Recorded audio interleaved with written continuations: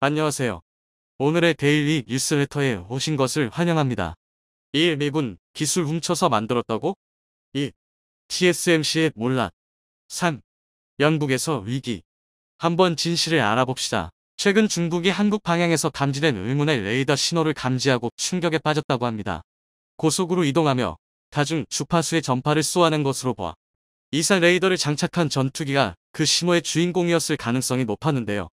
얼마 뒤 한국이 공개한 한 장의 사진을 통해 신호의 정체가 이사 레이더를 탑재하고 시험 비행을 했던 KF-21이었음을 알게 되어 중국 내에서 논란이 되고 있다고 합니다. 시험 비행에서는 혹시 모를 불상사를 방지하기 위해 실물 레이더 대신 같은 무게의 더미를 장착시키는 것이 일반적인 관례. 그런데 한국이 시험 비행 단계에서 이사 레이더에 실물을 장착했고 거기다 실제로 작동시켜 성능까지 테스트했다는 것은 중국한테는 뜻밖의 위협이었으며 그 먼 거리에서 KF-21의 신호를 감지했다는 것은 반대로 KF-21도 자신들의 존재를 감지할 수 있다는 것. 맘만 먹으면 낙원에서 장거리 미사일을 날릴 수도 있다는 것인데요. 이에 중국에서는 당황한 기색을 감추지 못하고 있다고 합니다. 자세한 내용을 함께 알아봅시다. 최근 KF-21이 전투기에 눈 이사 레이더를 장착하고 시험 비행을 시작했습니다. 방위사업청은 4일 KF-21 CJ-3호기가 이사 레이더를 탑재한 채로 처음 시험 비행을 했다고 밝혔습니다. 이날 CJ-3호기는 오전 10시에 이사천 비행장을 이륙해 최고 속도 약 610km, 고도 3만 피트로 비행하고 11시 24분에 착륙했습니다. 조종관을 잡은 것은 이수범 공군소령이었습니다. 최신형 전투기에만 탑재되는 이사 레이더는 반도체 송수신 보드를 활용해 신호의 위상과 진폭을 무작위로 조정하는 방식으로 표적을 탐지해 전투기의 눈이자 두뇌의 역할을 합니다. 한국이 자체 개발한 국산 이사 레이더는 개발 시험 평가에서 공대공 모두 25개 시험 항목에 대해 총 18회 비행 시험을 수행한 결과 요구 성능과 개발 목표에 모두 부합하는 것으로 나타났는데요. 방사청은 앞으로 2026년 2월까지 90여 회 비행을 통해 공대공 모드의 최대 탐지 및 추적거리, 추적 정확도 등 34개 항목에 대해 개발 및 운영 시험 평가를 수행해 작전 운용 성능, 군 운용 적합성, 전력화 지원 요소 실용성 등을 충족하는지 확인할 계획입니다. 이는 실로 경이로운 개발 속도입니다. 이사 레이더를 자체 개발한 것만 해도 믿겨지지 않는 업적인데 그걸 벌써 전투기에 탑재할 수 있게 개량하고 실물까지 날렸습니다. 다른 나라였으면 좋기 10년분이 넘는 기술 축적을 거치고서야 해낼 수 있는 수준이죠. 특히 이번 시험에서는 실물 이사 레이더에 맞춘 레이돔으로 교체하면서 기수 끝에서 길게 뻗어있던 피토관을 제거한 상태로 비행했다고 하는데요. 항공기 주변 기류를 측정해 테스트 정보를 모으는 기수 피토관이 사라졌다는 것은 이사 레이더 실험으로 KF-21 대부분의 성능에 대한 실증이 이루어졌다는 의미가 됩니다. 아직 테스트 기간이 많이 남아있음에도 사실상 개발 완료한 것과 다름없다는 것이죠. 타이에서 국민적 관심이 클 동안의 KF-21의 개발을 서둘러서 마무리하겠다고 말했던 것이 불과 올해 초. 정말로 엄청나게 서둘러서 내뱉은 말을 지켜버린 겁니다. 이사 레이더가 이렇게 빨리 장착될 수 있었던 것은 사실 한국이 건 도박 덕분이었습니다. 국산 이사 레이더를 개발했을 당시만 해도 여전히 KF-X 프로그램은 흔들리고 있었습니다. 지금이야 KF-21이 전 세계의 극찬을 받으며 현대 전투기 개발사의 초신성으로 대우받고 있지만 작년 중순까지만 해도 누구도 KF-X 프로그램이 성공할 것이라고 확신할 수는 없었습니다. 이사 레이더의 시제품이 출고될 시점에 KF-21은 이제 겨우 CJ-1호기의 동체 프레임밖에 없는 상태였고 사업 자체를 지속할 수 있을지 여부조차 매일매일이 불투명한 상황이었죠. 그럼에도 불구하고 한국은 이사 레이더의 개발을 밀고 나갔습니다.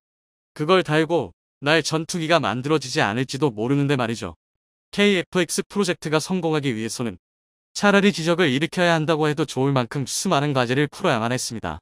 국내에서는 예산 배분이 타당한지에 대해서 지속적인 태클이 들어왔고 미국은 전투기 개발에 필수 불가결한 핵심 기술들에 대한 이전을 거부해서 한국이 직접 만들어야 했습니다. 이런 대표적인 사례 외에도 프로젝트 성공을 가로막는 걸림돌은 일일이 늘어놓기가 입 아플 만큼 많았죠. 하지만 한국은 확신이 있었습니다. 한국의 기술자들이라면 이런 걸림돌들을 모두 뛰어넘어 어떻게든 KF-21을 만들어낼 수 있을 것이라고요. 어찌 보면 막연한 믿음일 뿐이었지만 한국은 이런 믿음을 바탕으로 이사 레이더대로 개발을 이어나갔습니다. 작년 봄 KF-21 탑재형 이사 레이더가 시험 항공기에 탑재된 모습이 공개됐죠. 보잉 737 항공기의 기수에 국산 이사 레이더와 KF-21용 레이돔을 붙이는 개조를 가한 것이었는데요. 레이돔의 크기가 737개의 동체에 비해 너무 작아서 마치 새의 부리를 단 것 같은 다소 우스꽝스러운 모양이었지만 가망 인증 자체는 공개 4개월 전에 획득한 상태였습니다. 이때 총 50여 차례에 걸쳐 이뤄진 이사 레이더의 비행 시험에서는 공대공 모드의 탐지 및 추적 기능, 공대지와 공대에 대한 탐지 기능 및 전자전 능력 등 62개 항목에 대한 테스트가 이루어졌습니다. 이런 과정을 통해 KF-21 이사 레이더 개발에 따른 위험을 줄이고 개발 소프트웨어를 최적화했죠. 당시 이사 레이더 책임 담당자는 F-16구에 탑재되는 원F-83보다 동등하거나 그 이상을 목표로 상정하고 개발을 진행 중에 있다고 말했었습니다.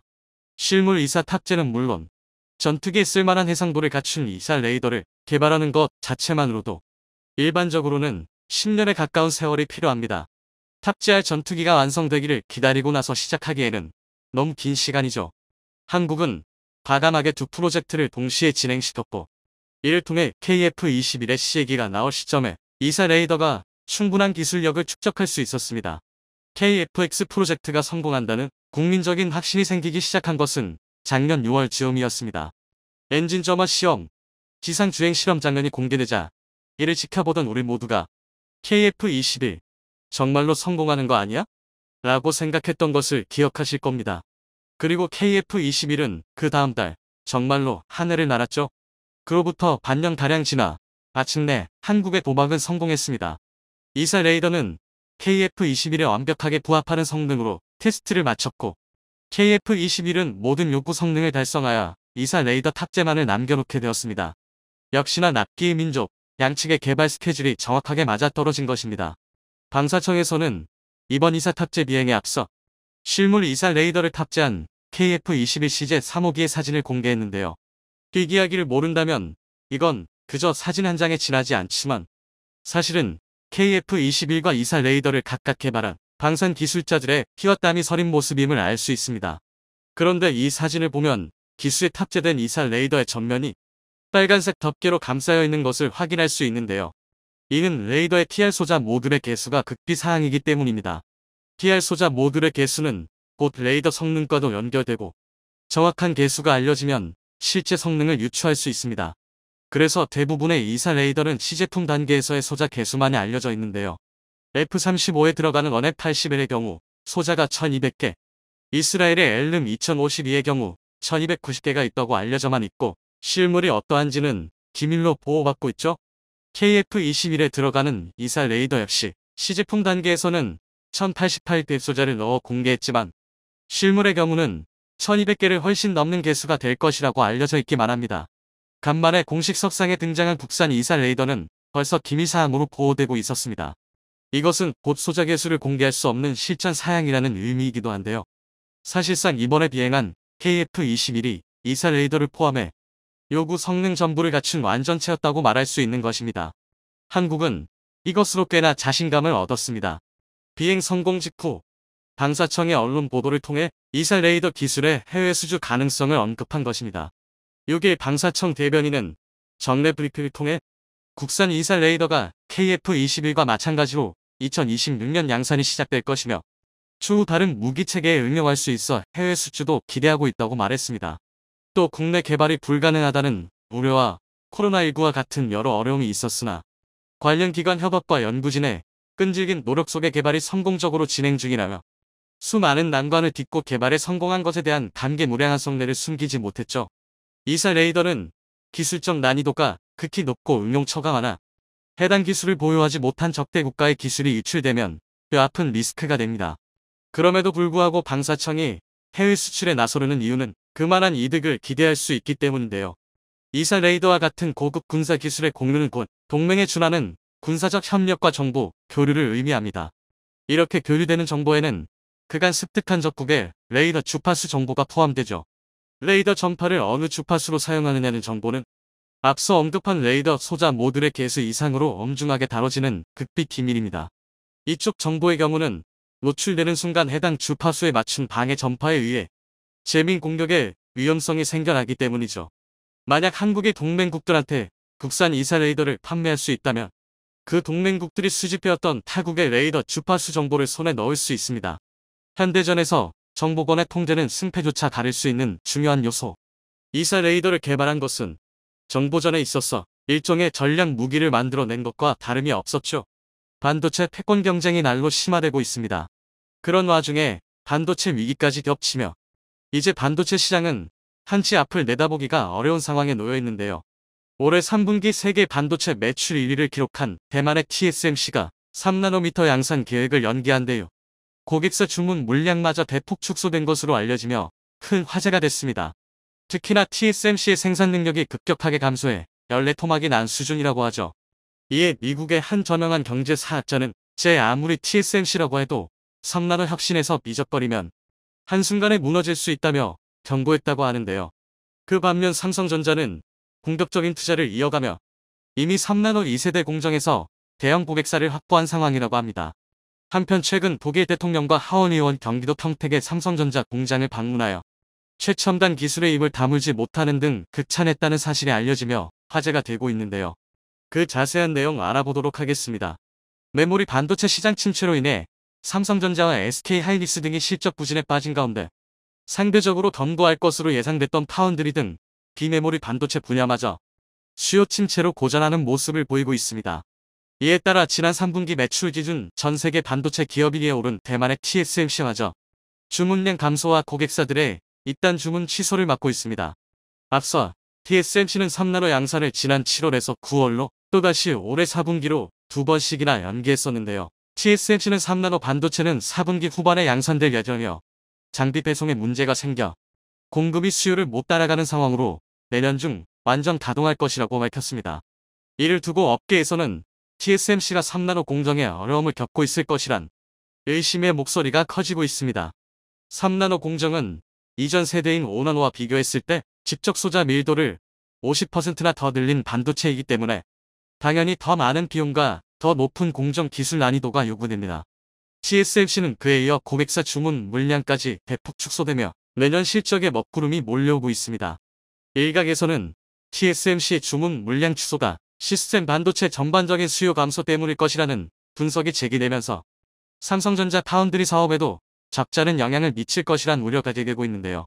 그러나 시장 점유율이 상대적으로 적고 3나노는 기술 프리미엄을 획득한 삼성전자에게는 오히려 기회가 될 것이라는 반론이 더욱 우세합니다. 지난 4일 업계에서 밝힌 내용에 따르면 TSMC 주요 고객사들의 3나노 주문량이 지속적으로 감소하고 있어 조만간 점검에 나설 전망이라고 합니다. 특히 올해 4분기 양산 예정인 3나노의 주문량은 연초 계획과 비교했을 때 40에서 50%가량 대폭 줄어든 것으로 알려져 큰 충격을 주고 있는데요. 이는 정보기술 IT 기업들이 글로벌 경기 침체라는 위기를 맞아 수익성을 방어하기 위해 주문량 조정에 나선 것으로 풀이되고 있습니다. 미국의 애플과 인텔, 대만 미디어텍 등 TSMC의 주요 고객사들은 아직 양산도 시작되지 않은 TSMC 3나노 공정을 못 빠지게 기다리며 적기에 활용할 수 있도록 촉각을 기울인 채 대응하고 있는데요. 특히나 애플은 TSMC의 3나노 공정을 통한 M2칩을 탑재한 신형 맥북을 연내에 출시할 예정이었으나 신제품 출시 일정을 내년 1분기로 한 차례 미룬 것으로 알려졌습니다. TSMC는 여러 협력업체의 반도체 생산에 필요한 웨이퍼, 소모품, 장비 등이 주문을 취소하겠다는 의사를 전달했다고 합니다.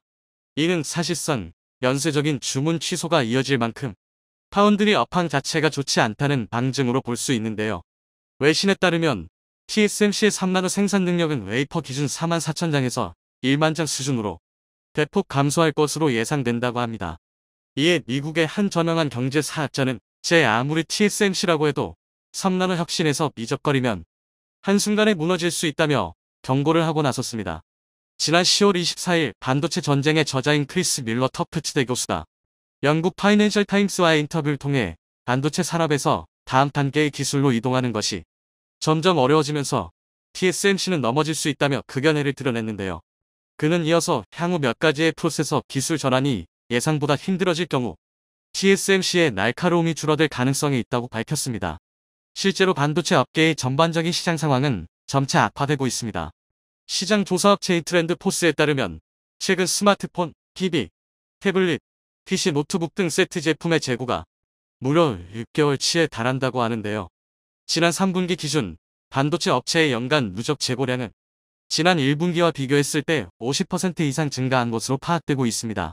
이는 최근 세트 업체들의 출하량이 감소하면서 반도체 업체들의 재고 역시 큰 폭으로 늘어났기 때문인 것으로 보입니다. 그에 따라 반도체 기업, 유통업체, 대리점 등이 공급을 담당하는 칩도 상당한 양의 재고가 쌓여 있는 상태인데요. 칩 수요가 감소하면서 파운드리 팹 가동률도 내려갔습니다. 트렌드 포스에 따르면 지난 2년간 100%였던 8인치 팹 가동률이 올 하반기부터 90에서 95%로 줄었으며 일부 소비자용 IT 제품의 칩을 생산하는 팹 가동률은 90% 이하로 떨어졌고 12인치 팹 가동률도 올 하반기에 95%로 내려갔다고 합니다. 한편 일각에서는 이러한 반도체 위기 상황 속에서 TSMC가 삼성전자의 1위 자리를 빼앗길 수도 있을 것이란 관측이 나오고 있습니다.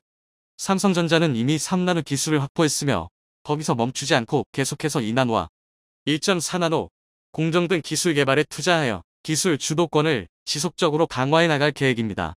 특히나 기존의 핀팹 기술 대신 GAA라는 신기술을 도입하면서 그 기술력 격차를 벌려나가고 있는데요.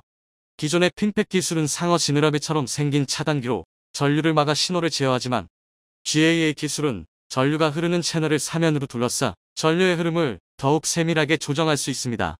TSMC는 아직도 핀팹 방식을 고집하고 있기에 삼성전자의 기술이 훨씬 앞서 있다는 업계의 평가가 이어지고 있죠. 여러 방면에서 고려해봤을 때 현재 기술력 자체만으로는 삼성전자가 TSMC보다 앞서 있다는 것은 명백한 사실입니다. 하지만 고객사 확보 문제로 인해 삼성전자의 파운드리 점유율은 TSMC보다 뒤처져 있는데요. 트렌드 포스에 따르면 지난 2분기 기준 파운드리 시장 점유율은 TSMC가 53.4%, 삼성전자는 16.3%로 큰 차이를 보이고 있습니다. TSMC는 올해 8월 중국 난징에서 열린 2022 세계 반도체 대회에서 핀팹 공정을 활용한 3나노 수율이 80%에 이른다고 발표하기도 했죠. 이미 애플, 인텔, AMD 등으로부터 3나노 수준을 확보한 것으로 잘 알려져 있기도 합니다. 그러나 최근 업계에서 삼성전자가 TSMC보다 먼저 3나노 공정 양산을 시작한 만큼 향후 고객사 확보에서 유리한 고지를 차지할 수 있을 것이란 관측이 나오고 있습니다. 현재 TSMC의 주문량이 감소하고 있기에 향후 삼성과의 파운드리 점유율 격차 역시 줄어들 것으로 전망되고 있는데요. 특히나 TSMC가 시설 투자를 축소하기로 결정한 것과 달리 삼성전자는 올해 총 시설 투자 예상 금액이었던 54조 원을 그대로 집행할 계획임이 밝혀지며 그 전망에 더욱 힘이 실리고 있습니다. 파이낸셜 타임스는 삼성전자가 테슬라와 구글 등이 만드는 차세대 제품을 2023년 도입 예정인 2세대 3나노 공정으로 수주하게 된다면 수율을 안정적으로 올릴 수 있게 더 많은 고객을 끌어들일 수 있을 것으로 전망하기도 했습니다. 이미 삼성전자는 3나노 2세대 공정에서 고성능 컴퓨팅과 모바일 부문 대형 고객사를 확보한 상황이기도 하죠. 그런가 하면 최근 삼성전자는 미래 준비에 방점을 찍고 인프라 투자를 이어가고 있습니다. 지난달 열린 올 3분기 실적 발표 컨퍼런스콜에서 탄탄한 이익 기반을 만들고 중장기 수요 대응을 위해 적정 수준의 인프라 투자를 지속하겠다고 밝혔는데요. 지난 9일 삼성전자 현재 엔지니어링 파트너사인 제이코스 엔지니어링에 따르면 지난 5일 텍사스주 윌리엄슨 카운티 테일러시 소재 제이파운드리 공장을 착공했다고 합니다. 테일러 파운드리 공장은 오는 2024년 11월에 완공될 예정인데요. 삼성전자는 지난해 테일러시를 제이파운드리 공장 위치로 납점하고 170억 달러 규모의 투자 계획을 발표했습니다.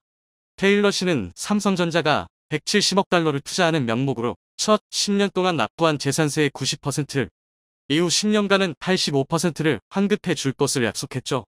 올 상반기에 착공식을 개최할 예정이었으나 대내외 환경이 불안정해지면서 연기되어 약 1년 만에 공사가 시작됐습니다. 그동안 부지 기초공사를 진행해온 데 이어 본격적으로 건물 공사에 돌입하면서 프로젝트 진행에 속도가 붙을 전망입니다. 한편 최근 슈타인마이어 독일 대통령과 이혜원 연방하원의원이 한국을 찾았습니다. 이혜원 연방하원의원은 한국계 여성으로는 최초로 독일 연방의회에 입성했으며 연방하원에서 아시아계는 이 의원이 유일해 국내 언론의 주목을 받기도 했는데요. 이 의원이 한국에 익숙하기에 이번 방안에 함께하게 됐습니다. 독일 대통령과 이 의원은 경기도 평택의 삼성전자 공장을 방문해 반도체 협력 방안을 논의했는데요. 이 의원은 글로벌 혁신지수 6위에 한국은 놀라운 능력을 갖고 있다며 삼성의 반도체 생산 현장 방문은 이를 또 한 번 증명하는 순간이었다고 극찬했습니다. 급변하는 반도체 시장 속에서 삼성전자의 미래가 어떻게 될지에 기추가 주목되고 있는데요. 영국 여왕의 서거를 알리는 비밀 코드가 버킹엄 궁전으로 전달되었습니다. 70년에 달하는 긴 시간 동안 영국을 다스려온 퀸 엘리자베스 2세가 지난 8일 스코틀랜드에 위치한 벨모럴 성에서 평온하게 눈을 감았습니다. 여왕의 부고가 전 세계로 전해지며 추모의 물결이 이어지고 있는데요. 여왕의 뒤를 이어 찰스 3세가 왕위에 올라 여왕의 시대가 끝나고 왕의 시대가 시작되었습니다. 그런데 태양이 지지 않는 나라로 불리던 대영 제국의 신화가 여왕의 죽음과 함께 막을 내릴 것으로 보이는데요.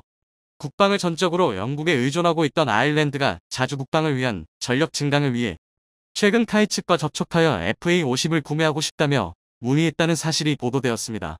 이번 왕위 교체로 인한 혼란을 틈타 아일랜드가 영국의 영향력을 완전히 떨쳐내기 위한 움직임을 보여 영연방 전체가 술렁이고 있는데요. 또한 아일랜드뿐만 아니라 영연방 왕국들에서도 이제는 군주제를 폐지할 때가 됐다는 목소리를 높이며 영국의 영향력에서 벗어나려는 움직임을 보여주고 있습니다.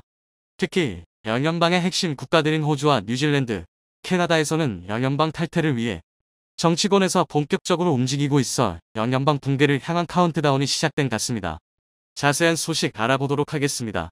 지난 9일 폴란드에서 개최된 국제방위산업 박람회 엠스포의 카이에서 참가해 FA-50과 KF-21 보라매를 전시하며 참가한 유럽 국가들을 대상으로 공격적인 세일즈에 나섰습니다. 한국산 무기들에 대한 관심이 아주 뜨거웠는데요.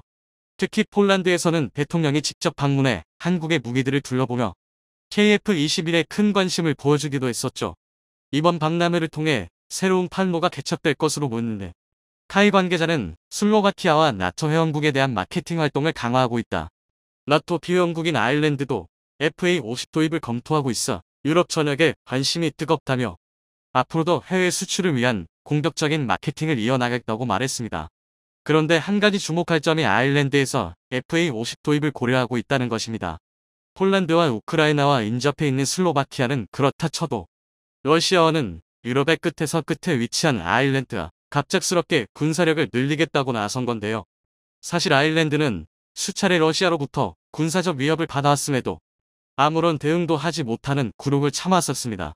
2020년 당시 러시아의 폭격기 Tu-162개가 아일랜드의 영공을 침범했었는데 요격할 수 있는 전투기가 없어 결국 영국의 타이푼 전투기가 대신 출격해 러시아 폭격기를 쫓아낼 때까지 아일랜드 공군은 손 놓고 바라만 봤어야 했습니다. 2021년 3월에도 또다시 러시아의 폭격기가 아일랜드의 영공을 침범했지만 여전히 아무런 대처도 할 수 없었죠. 사실 아일랜드의 군대는 허울만 남아있는 정도인데요. 인구 500만의 1인당 GDP가 세계 2위에 달하며 유럽에서도 손꼽히는 부국이지만 군사적인 측면에서는 아프리카의 소국망도 못한 게 현실입니다. 현재 아일랜드는 국방의 대부분을 영국에 전적으로 의존하고 있는데요. 덕분에 EU에서 가장 낮은 GDP의 0.3%만을 국방비로 지출하고 있습니다. 6회 공군을 통틀어 병력은 1만 명도 되지 않고 아일랜드 육군에는 전차가 없고 공군에는 전투기가 없습니다. 앞서 러시아의 폭격기에 대처하지 못했던 것도 현재 아일랜드 공군의 주력기가 프로기인 PC-9이기 때문인데요. 다른 국가들에선 훈련기로 사용하고 있는 걸 아일랜드에서는 주력 전투기로 사용하고 있습니다. 프로펠러 전투기로 최대 속력이 마하에 12,000에서만 6,000m 고도에서 비행하는 Tu-160을 따라갈 수 있을 리가 없었기에 영국군이 나설 때까지 손가락만 빨 수밖에 없었던 것이었죠. 이 같은 굴욕이 계속되자 아일랜드 내부에서도 제대로 된 군대가 특히 전투기가 필요하다는 목소리가 높아지고 있습니다. 그리고 최근 아일랜드 국방부에서는 의회 보고서 한 편을 제출하며 아일랜드 공군 전력을 증강할 것을 요청했습니다. 그런데 그 보고서에 따르면 아일랜드 공군은 FA-50들 구매할 것을 요청하고 있어 화제가 되고 있는데요. 항공 감시를 위한 아일랜드의 정책 옵션이라는 제목의 보고서에서는 현재 아일랜드 군의 상황에 맞는 전투기가 무엇인지 여러 후보들을 나열하며 비교 분석했는데 그중 가장 적합한 전투기는 대한민국의 FA-50 경공격기인 것으로 결론지어져 도입을 위한 논의가 진행되고 있습니다. 보고서의 내용을 자세히 살펴보도록 하겠습니다.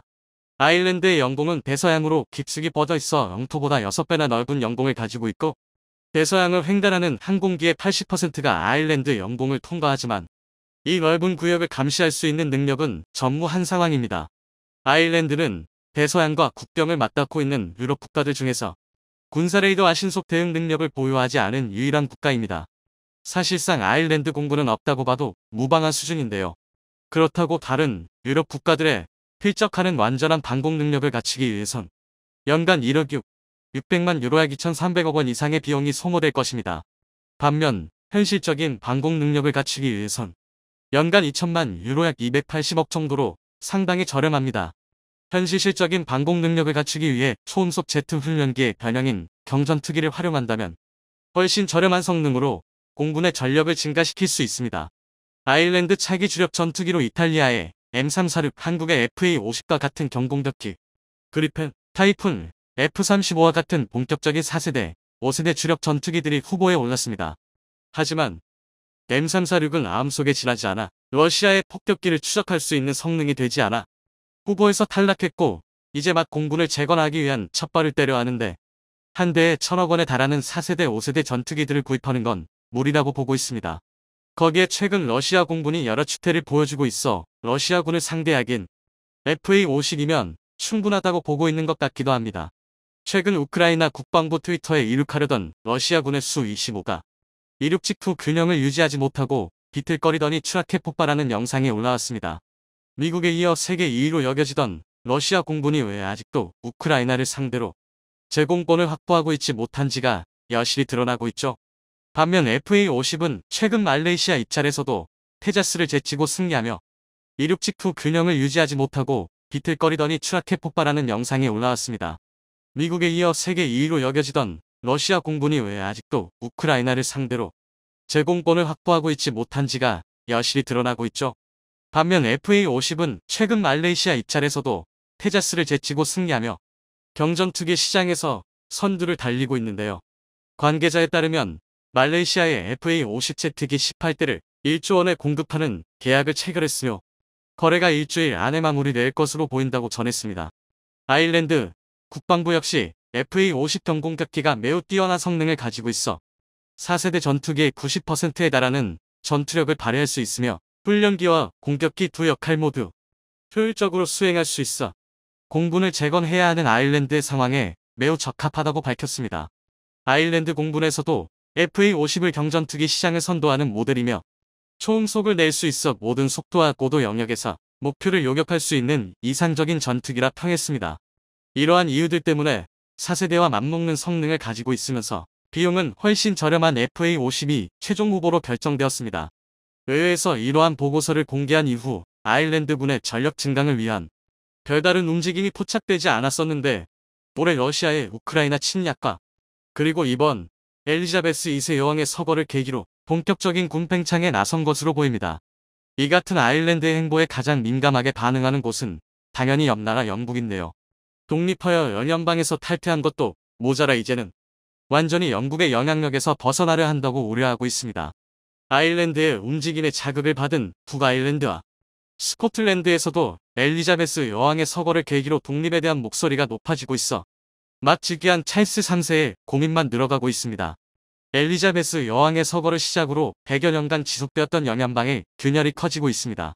이러한 균열을 엘리자베스 여왕의 인덕을 통해 잠재우고 있었는데 여왕이 서거했을 뿐만 아니라 새로 왕위에 오른 찰스 3세는 영국 내는 물론 영연방 국가들 사이에서 그렇게 평판이 좋지 못해 왕정에 대한 거부감이 더욱 높아지고 있습니다. 특히 호주와 뉴질랜드를 비롯한 주요 영연방 왕국들에서 영연방에서 탈퇴하고 군주제를 폐지하고 공화국으로 전환해야 한다는 목소리가 높아지고 있습니다. 호주에서는 총리가 자신의 임기 내에는 공화국 전환을 위한 국민투표는 없을 것이라 말했지만 정치권에서는 공화국으로 전환을 바라는 목소리가 높아지고 있는데요. 호주의 제3당인 녹색당의 애덤 벤트 대표는 엘리자베스 2세 여왕 서거 당일 SNS에 호주는 앞으로 나아가야 한다. 우리는 원주민들과의 조약이 필요하며 공화국이 돼야 한다고 밝혔었습니다. 미국 뉴욕타임스에 따르면 뉴질랜드 총리 저신다 아더는 뉴질랜드가 공화국으로 전환될 것이냐는 질문에 결국 그것이 뉴질랜드가 향해야 할 길이라고 믿는다. 공화국 전환은 내 생애에 반드시 이루어질 것으로 본다. 고 말했습니다. 영국과 역사적으로 깊은 유대관계를 가지고 있는 캐나다 역시 외국 군주가 캐나다를 대표하는 것을 원하지 않는 것으로 보이고 있습니다.